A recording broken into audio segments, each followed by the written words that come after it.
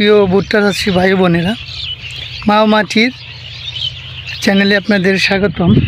আজকে আপনাদের দেখাবো যে আমাদের গ্রামের কৃষকেরা কোন ভুট্টা বীজটি লাগাচ্ছে এবং সিজনে কীরকম তারা এই ভুট্টা চাষাবাদ করে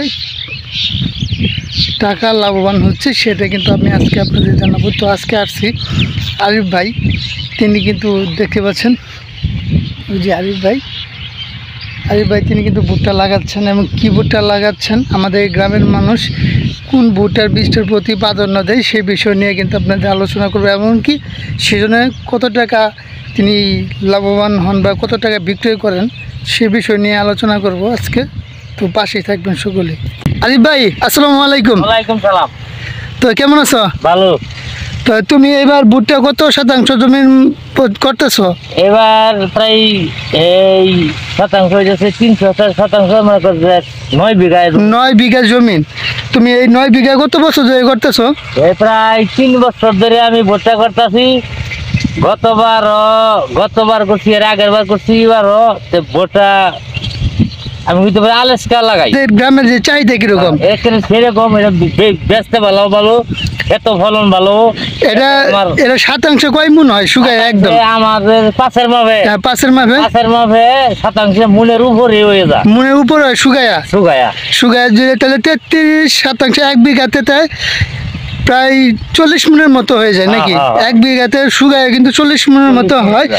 এই তোমার 9 বিঘা জমি করতেছে যে এখন তোমার সার বা অন্য বীজ কত টাকা খরচ পড়বে? আমার স্বর্গে বাড়ি যাইতে আমার এই সব জমি সমস্ত খরচ মরছে, আমি নিজে কিছু কম দিই, তো এই জন্য আমার কিছু কম লাগে। আমার তেও প্রায় 50,000 টাকার মতো যাবো গা টোটালি তোমার লাগানো, একবার হাল চাষ থেকে শুরু করে একবার বীজ লাগানো পর্যন্ত। তো তোমার যেহেতু 9 বিঘাতে তুমি ভুট্টা কত মন পাও?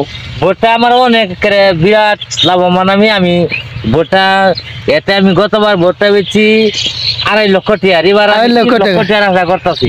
3 লক্ষ টাকা। এবার একটু তুমি চাচ্ছ যে রেটটা একটু ভালো হবে? রেটটা ভালো হলে আমার এটার একটু লাভবানটা তুমি একটু বেশি হবে। তো আসলে এখন যে তোমার 9 বিঘা জমিন করছো, টোটালি খরচ কিরম এ টু জেড শুরু থেকে তোমার খরচ কিরম? বাইরে লইয়া আমার ওই 60 থেকে 70,000 টাকার মধ্যে আমার কমপ্লিট 10-12 কম বেশ হতে পারে, এটা বিষয় না। তো এলাকার যে মানুষ যে লাগাতে চাচ্ছে, যে তুমি যে লাগাচ্ছ, এর রেজাল্টটা কিরকম পাইছো? এটা রেজাল্টটা সেরকম বেশি মার যায় না। এটা গাছটা শক্ত থাকে। এবার এলাকার যে গাছটা এটা সহজে আলে না, আর গল্লাটা হিলা থাকে। মোলা কি তোমার মোটা না চিকন? মোলা একদম চিকন। তো এখন যে অনেক কৃষক কিন্তু এলাকার চাহিদা বলতেছে যে অনেকে লাগাবে না, এটা তুমি এলাকা ছাড়া কোনোটাই বলি 9 বিঘা জমিতে তুমি এই 3 বছর যাবত এলাকায় লাগাইতেছি। আমি এটা ছাড়া কোনো কিছু লাগাই। এই তুমি যে ভুট্টার বীজটা লাগাচ্ছ, এটা কিভাবে কতটুকু দূরত্বে লাগাচ্ছ? এটা 1 ফুট দূরত্বে তুমি ভুট্টার বীজটা লাগাচ্ছ। একটা বীজ থেকে আরেকটা বীজ 1 ফুট দূরত্বে 12 ইঞ্চি। তো তুমি এই যে এটা করছো, যে এই যে কেলটা করছো, 1 কেল থেকে আরেক কেলের দূরত্ব কতটুকু?